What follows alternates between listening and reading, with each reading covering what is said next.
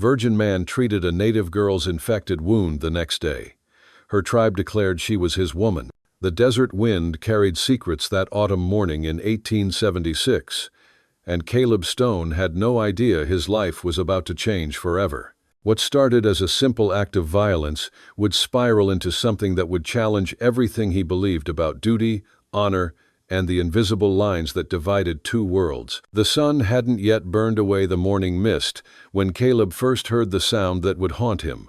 A soft whimper, barely audible above the whisper of sagebrush in the wind. He was checking his rabbit snares along a dry creek bed, the same routine he'd followed every morning for the past 3 years since settling in this remote corner of New Mexico territory. His small shack sat nestled in a valley where few white men ventured, far from the nearest trading post and even farther from the complications of civilization.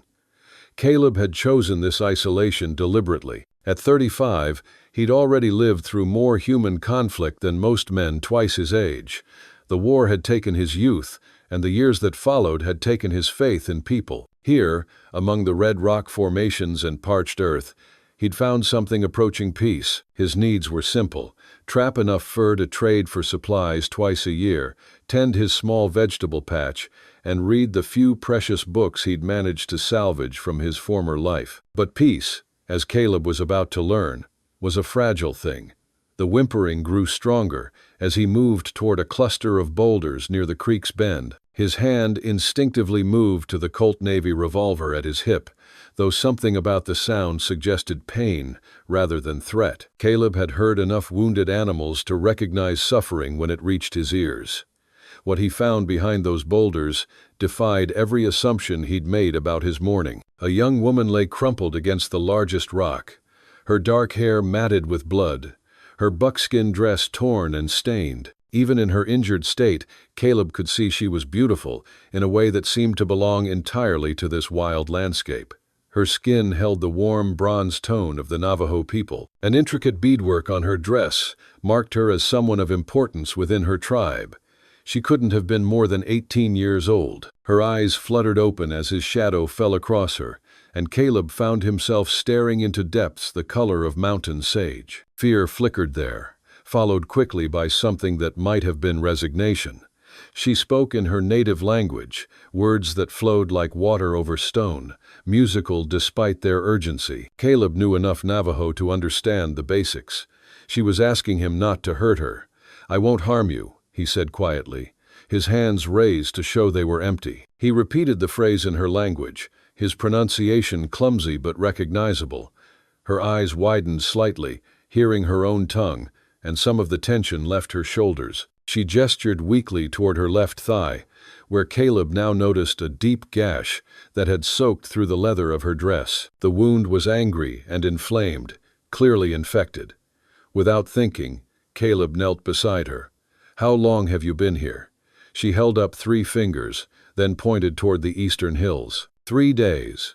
And she'd come from the direction of the Navajo encampments. That was nearly 20 miles of rough country. Far too much distance for someone with a wound like hers to have traveled alone. "What's your name?" Caleb asked in Navajo. "Alara," she whispered, her voice barely audible. The name meant North Star in her language, and Caleb thought it suited her despite her current condition. Everything about her seemed to vibrate with a life force that even injury couldn't diminish. "Alara, I need to look at that wound. It's very bad." She studied his face for a long moment, as if trying to read something written there in a language she didn't quite understand. Finally, she nodded. Caleb had learned basic field medicine during his years as a cavalry scout, enough to know infection when he saw it. The gash in Alara's thigh was deep and ragged, clearly made by something sharp and dirty. Red streaks extended from the wound's edges, and when he gently probed the area, he could feel the heat of fever radiating from her skin. "This needs to be cleaned and stitched," he told her, though he wasn't sure how much she understood.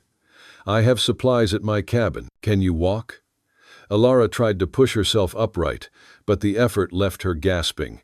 Caleb could see that moving her leg caused excruciating pain. Her face had gone pale beneath its natural bronze, and sweat beaded on her forehead despite the cool morning air. Without waiting for permission, Caleb slipped one arm beneath her knees and another behind her shoulders.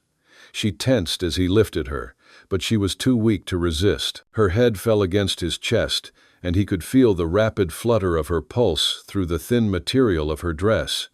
The walk back to his cabin took twice as long as usual. Caleb moved carefully, trying not to jar her injured leg, stopping frequently to let her rest when the pain became too much. During these pauses, he found himself studying her face, memorizing details he couldn't explain his need to remember. The fine bones of her cheeks, the way her eyelashes cast shadows when she closed her eyes, the small scar near her left ear that spoke of some childhood accident. She was beautiful, but it was more than that. There was something about her presence that made the familiar landscape around his cabin seem somehow more vivid, as if she carried with her a different way of seeing the world. Caleb's cabin sat in a clearing surrounded by tall pines, their needles whispering secrets to the wind. He'd built it himself from logs cut in the valley, chinked with mud and moss, roofed with split cedar shakes. It was simple but well made, designed to keep out the fierce mountain winters. A small porch faced east to catch the morning sun, and beside the door hung the antlers of the first elk he'd killed after settling here. Inside, the cabin was sparse but clean. A stone fireplace dominated one wall, with his bed positioned nearby to catch the warmth. A rough wooden table served for both eating and the occasional letter he wrote to his sister back in Missouri. Shelves held his few possessions: books, cooking utensils, ammunition, and the medical supplies he'd accumulated over the years. Caleb laid Ilara gently on his bed, noting how small she looked against the heavy wool blankets. She watched him with those sage-colored eyes as he gathered what he needed: clean cloth, needle and thread, a bottle of whiskey, and the precious vial of carbolic acid he'd traded for the previous spring. "This is going to hurt," he warned her, holding up the bottle of whiskey. She said something in Navajo that he didn't understand, but her tone suggested she was ready for whatever came next. Caleb had treated wounds before, but never on someone who meant something to him. The thought surprised him. When had this girl begun to mean something? He pushed the question aside and focused on the task at hand. Cleaning the wound required cutting away the infected leather of her dress, exposing more of her thigh than propriety would normally allow. Caleb tried to maintain a clinical detachment, but he couldn't help noticing the smooth perfection of her skin where it wasn't damaged, the lean muscle that spoke of a life lived outdoors. Ilara gripped the edge of his blanket as he worked, her knuckles white with effort. When the carbolic acid touched the open wound, she bit down on a strip of leather Caleb had given her, but she didn't cry out. Her courage impressed him. Many grown men would have been screaming. The worst part was removing the foreign matter embedded in the cut. Caleb found fragments of lead and what looked like pieces of metal, suggesting she'd been injured by something more complex than a simple blade or claw. As he worked, he began to piece together a story. The fragments looked like pieces of a rifle round. "How did this happen?" Caleb asked as he began stitching the cleaned wound. Ilara was quiet for so long he thought she might not answer. When she finally spoke, it was in English, her words careful and accented, but clear. "My brother, he was with a group of white men. They were with a new cavalry unit, going west." Caleb's hand stilled on the needle. "What did they want?" "They were looking for a trail. They wanted us to guide them." "Then what?" "A fight broke out, a misunderstanding. Who started it?" "One of the scouts, a man with a scar on his cheek." The single word hung in the air between them like smoke. Caleb felt something cold settle in his stomach. He'd heard stories of white scouts who dealt in more than furs and supplies, men who saw native people as just another commodity to be bought and sold. The practice disgusted him, but it was common enough that most territorial authorities turned a blind eye. If you enjoy the story, hit that subscribe button right away. And if you don't, then just hit the like button anyway to keep more Wild West love stories coming. You ran away. I ran. They followed. My brother, he was with them, but he was killed when the fighting started. I was hit, and I crawled into the rocks and waited. They searched for 2 days, then gave up. Caleb resumed stitching, his movements precise despite the anger building in his chest. "You're sure it was a scout? A white man?" "Yes. He was a scout for the Union Army. A group of men. They were looking for someone. They were looking for me. They knew I was with my brother. Caleb finished the last stitch and began bandaging the wound with clean cloth. His hands worked automatically, but his mind was racing.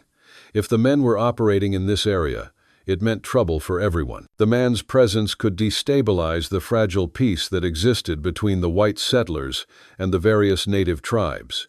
But more immediately, it meant trouble for Ilara. This wasn't just about a dispute gone wrong. This was about murder and revenge, about the kind of violence that could spread across the territory like wildfire. He had to protect her, but he knew they wouldn't stop looking for her. And he was certain he knew who they were. They were the men he had once considered brothers. The revelation hit Caleb like a mule kick to the chest. The group Ilara had described, the one with a scar-faced scout, matched the men he'd been running from for 3 years. They were a splinter faction of his old cavalry unit, men who had turned to banditry and worse in the chaotic years following the war. They hunted him for his supposed desertion, but the real reason was simple. Caleb had seen them commit atrocities, and they couldn't risk him talking. Ilara's brother had been caught in the crossfire. Caleb felt the familiar, crushing weight of guilt settle over him. He had run to escape the darkness, but the darkness had followed him, and now it had found a new, innocent victim. "What's wrong?"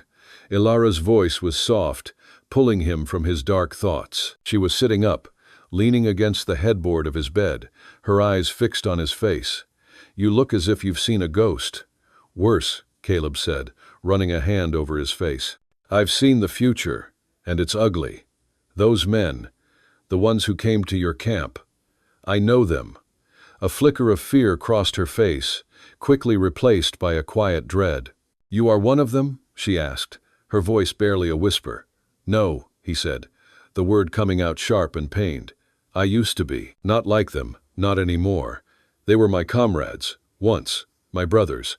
But they went bad, very bad." He felt a need to explain, to make her understand the depth of his shame and the burden he carried. It was a need he hadn't felt since he'd buried his past in this lonely valley. "After the war," he began, his voice low and raspy, "we were sent to patrol this territory. There were orders to move the Apache, the Navajo, to reservations. Some of the men, they took it too far. They didn't just move people. They burned villages. They took women and children. They called it pacifying the territory." Caleb paused, swallowing hard. The memories were a poison in his blood. "I couldn't stand it. I tried to stop them. They called me a coward, a traitor. They said I was weak because I couldn't do what was necessary." Ilara listened, her eyes never leaving his face. She didn't look at him with judgment, but with an ancient, weary understanding. "They killed my brother, my only living family." Her voice was a flat statement of fact, devoid of the rage he would have expected. It was the silence in her grief that was most terrifying. "I'm so sorry, Ilara. More than you could ever know. I know what it's like to lose everything." The words were an apology, not just for her brother's death, but for his own past. He told her about the Cherokee woman, the one he had tried to save, the one who had taken her own life rather than face the humiliation and abuse of a reservation. "I was a failure," he confessed, the words tasting like ash in his mouth. "I swore I'd never let something like that happen again. I ran away, not just from them, but from myself. I came here to find peace, to forget." Ilara reached out and took his hand. Her touch was warm and steady.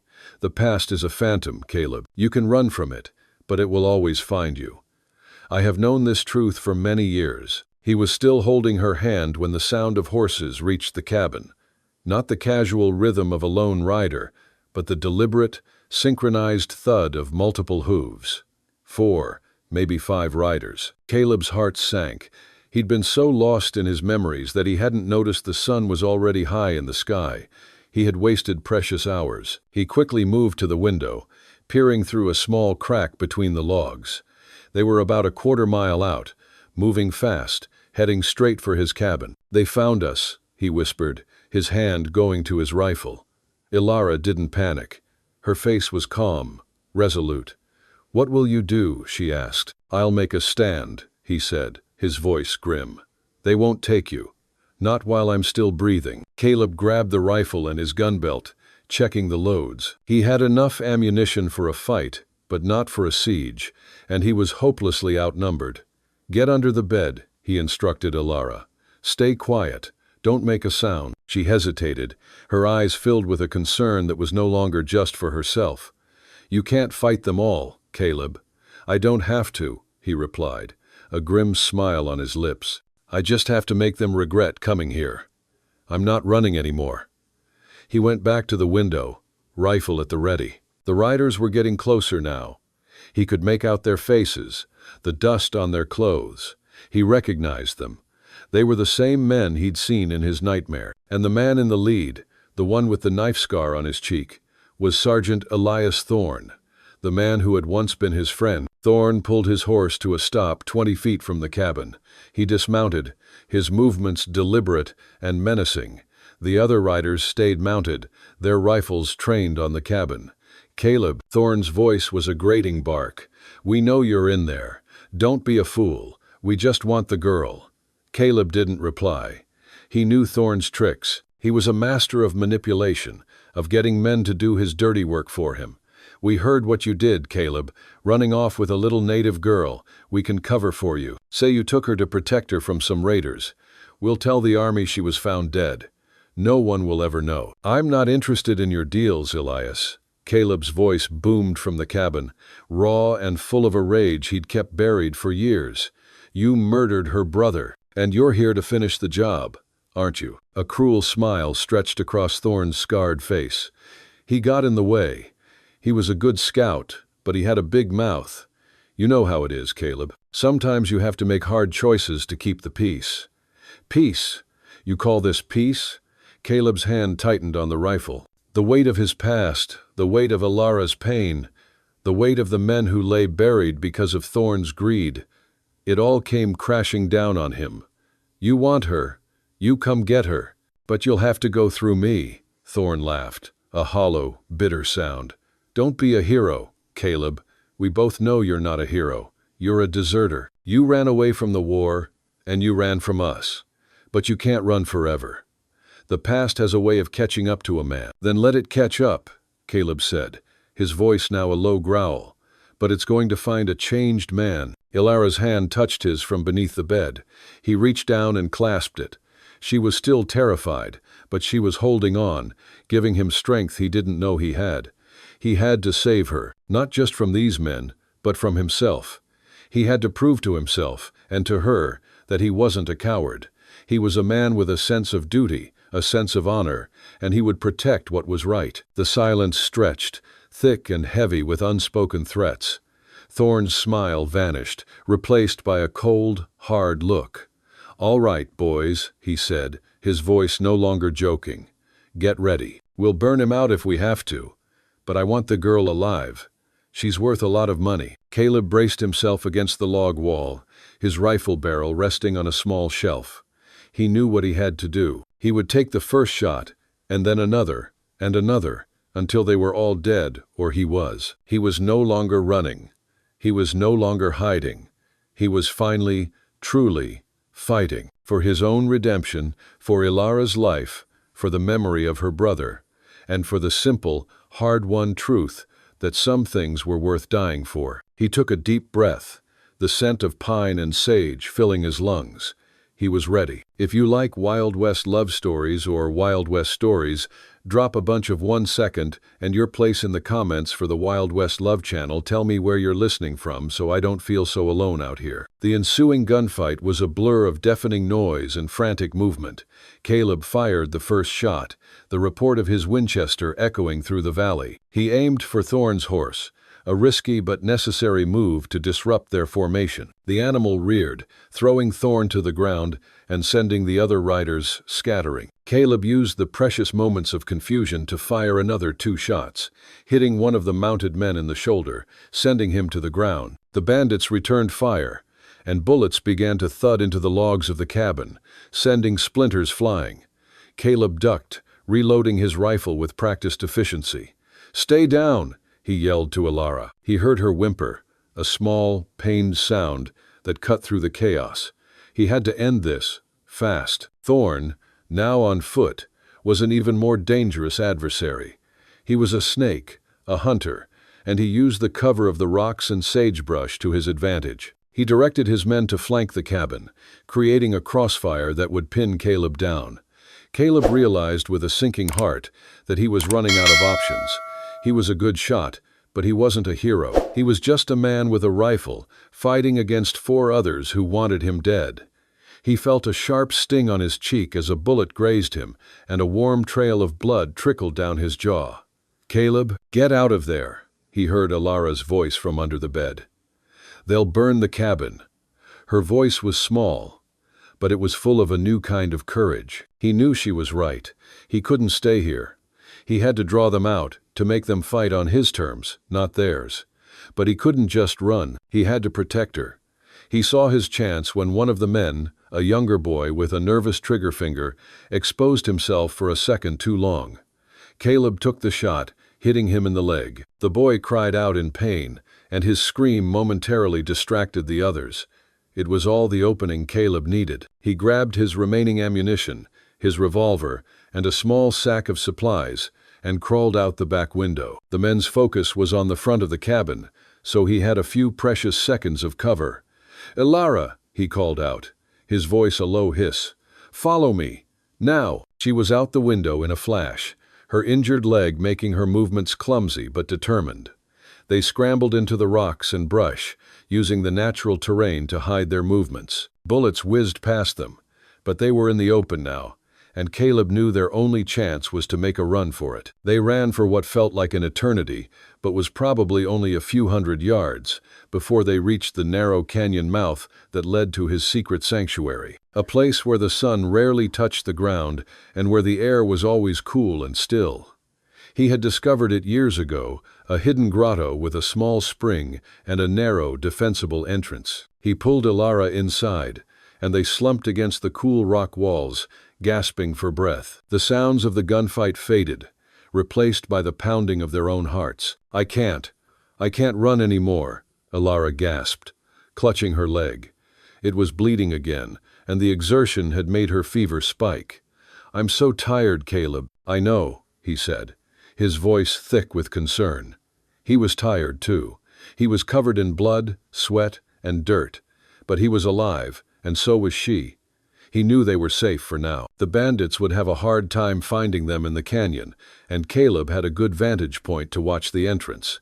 He cleaned her wound again, using a strip of cloth and water from the spring. He could feel the heat radiating from her skin, and he knew they had to get the fever down. He crushed some herbs he had in his sack, a natural remedy for fever that his mother had taught him, and he made her drink the bitter concoction. "Caleb," she said, her voice weak, "why did you risk your life for me? You could have just given me to them. It would have been easier." "Easier doesn't mean it's right," he said, his eyes on the canyon entrance. "I told you, I'm not a coward anymore. I'm not running. I'm fighting. For what's right. What is right, Caleb? This war, it has no end. They will keep coming. Then I will keep fighting," he said, a cold determination in his voice.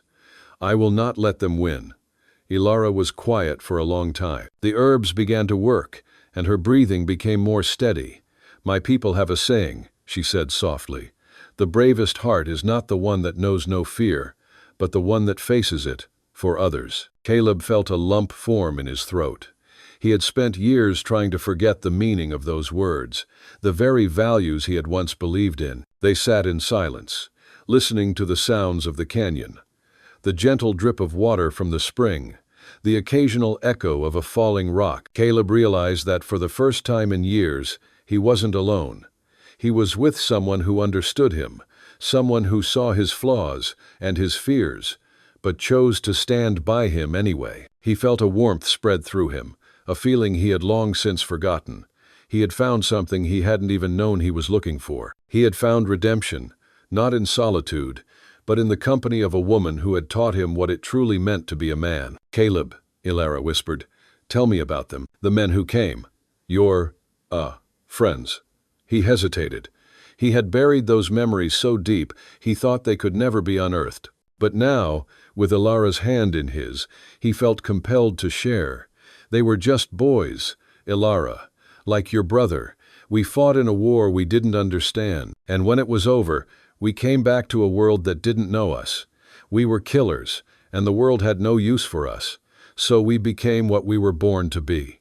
Killers. He told her about the scout, Thorn, a man who had once been a good soldier, but had been corrupted by power and greed.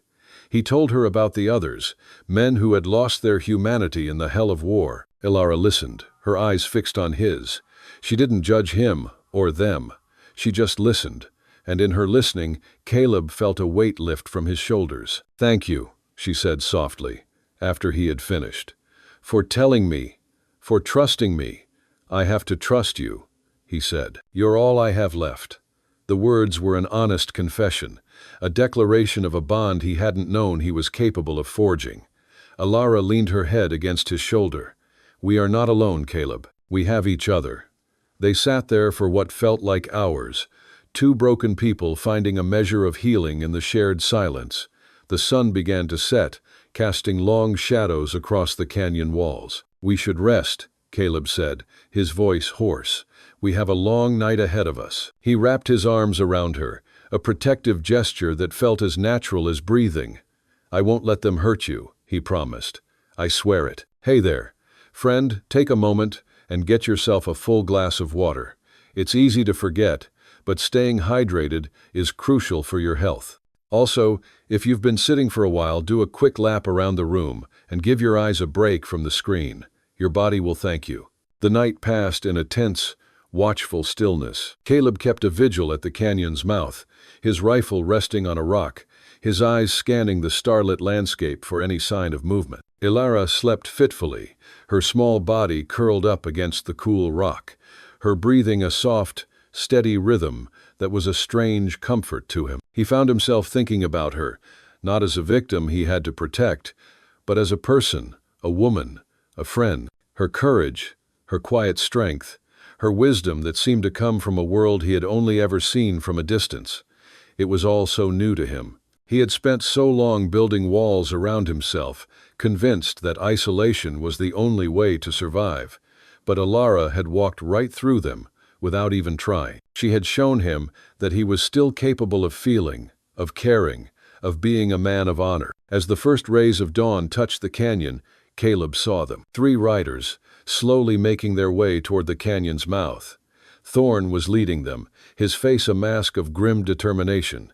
He was a professional, a hunter, and he wasn't going to give up. Caleb nudged Ilara awake. "They're here," he whispered. She was instantly alert, her eyes wide but calm. "What do we do?" "We fight," Caleb said, his voice firm. "We'll wait for them to come into the canyon, and then we'll hit them with everything we've got." He had a plan, a desperate, dangerous plan, but it was all they had. He would use the narrow, winding turns of the canyon to his advantage. The rock formations would provide cover, and he would use his knowledge of the land to outmaneuver them. The bandits dismounted at the canyon's entrance, their rifles ready. They were cautious now, no longer the swaggering, arrogant men who had come to his cabin yesterday. Caleb had taught them a lesson, and now they respected him, if only for his ability to kill. They moved slowly into the canyon, their boots scraping against the loose rocks, the sound echoing through the stillness.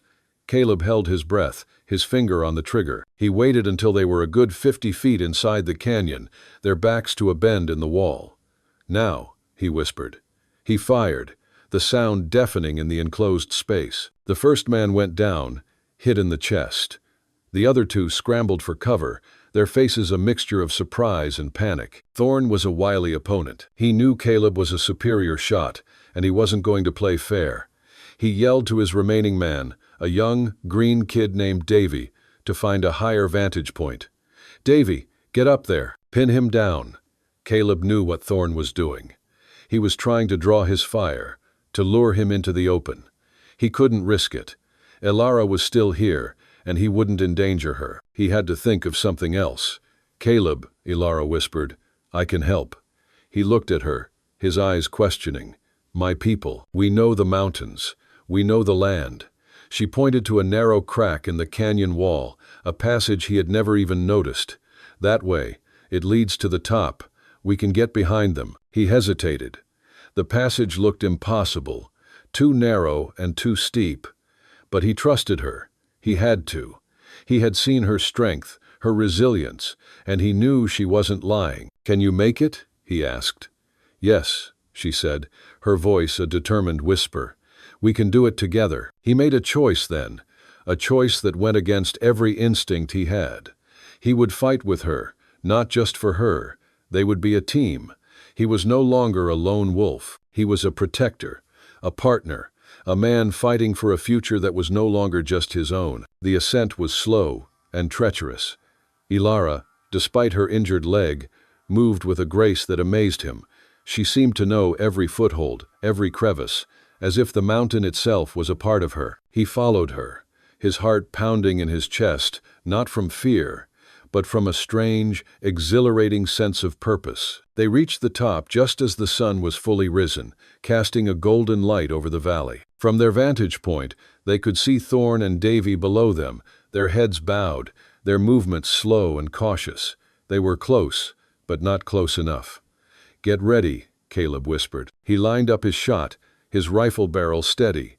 He had Thorn in his sights. He could end this now, but he hesitated. He had seen the way Thorn had looked at him, the flicker of respect in his eyes. Thorn was a product of the same war, the same broken world. He was a killer, yes, but he was also a man who had lost his way. Caleb thought about his own past, his own dark choices, and he realized that if he killed Thorn now, he would be no better than him. He would just be another killer in a world full of them. He would be sacrificing his own redemption for a moment of bloody satisfaction. He couldn't do it. Instead, he fired a shot into the air, the sound echoing across the valley. Thorn and Davy looked up, their faces a mixture of surprise and rage. They saw Caleb and Ilara standing on the cliff top, their silhouettes outlined against the rising Sunday. Thorn raised his rifle, but Caleb was faster. He shot the rifle out of Thorn's hand, the impact sending the weapon clattering to the ground. Thorn cursed, a torrent of frustrated rage. "You had your chance, Caleb. You could have ended this." "I'm not a murderer, Elias."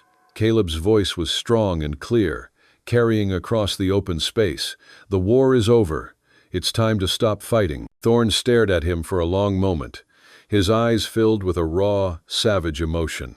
It was a look Caleb knew well, a look he had seen in the mirror for years. It was the look of a man who had no hope, no purpose, no redemption. "You're a fool, Caleb," Thorn said, his voice a low growl. "You're going to get yourself killed." "Maybe," Caleb said, his rifle still trained on Thorn, "but at least I'll die with my honor intact." "You can't say the same." He watched as Thorn and Davy, defeated and humiliated, turned and walked away, disappearing into the vast, unforgiving landscape. Caleb's shoulders slumped in relief. It was over. For now, he had won the battle, but the war for his soul was far from over. He had to face his demons, and he knew the only way to do that was to keep walking forward, with Ilara at his side. He turned to her, and she smiled, a radiant, beautiful smile that promised a future he had never dared to dream of. If you're watching on television, don't hesitate, grab your phone and hit subscribe to my channel so you'll never miss out on our amazing characters. The walk back to the cabin was a quiet one, filled with the simple, satisfying rhythm of two people moving in concert. The sun was now high, warming the valley and painting the red rock formations in hues of gold and amber. The air was clean, filled with the scent of pine and wild sage. Caleb felt a sense of peace he hadn't experienced in years. It wasn't the lonely, fragile peace of isolation, but a new, robust tranquility, born of shared hardship and a hard-won victory. He had faced his past, and for the first time, he felt like he had won. When they reached the cabin, Caleb set about making breakfast, the simple, domestic task feeling profoundly meaningful. He cooked venison and flapjacks, and they ate in comfortable silence, their eyes meeting across the rough wooden table. He had seen her at her most vulnerable, and she had seen him at his most savage. And yet, there was no shame, no judgment. There was only a shared understanding, a silent promise of a future that felt as open and vast as the landscape around them. "Caleb," Ilara said finally, her voice soft, My people. They will be worried. I must go back. A knot tightened in Caleb's stomach. He had known this moment would come, but he had hoped it wouldn't be so soon. He had grown accustomed to her presence, to the way she had filled his solitary world with light and life. I can take you, he said, his voice a little hoarse. I'll ride with you until you're safe. Thank you, she said, her eyes glistening.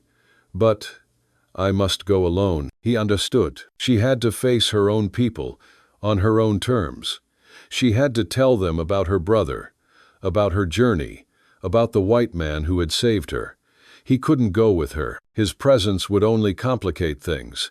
It would be a new war, a new conflict, and he knew she had to face it alone. I'll wait for you, he said.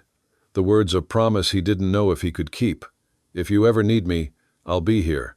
She smiled, a sad, beautiful smile. You are a good man, Caleb Stone, a very good man. They said their goodbyes at the edge of the valley, a solemn, silent ritual.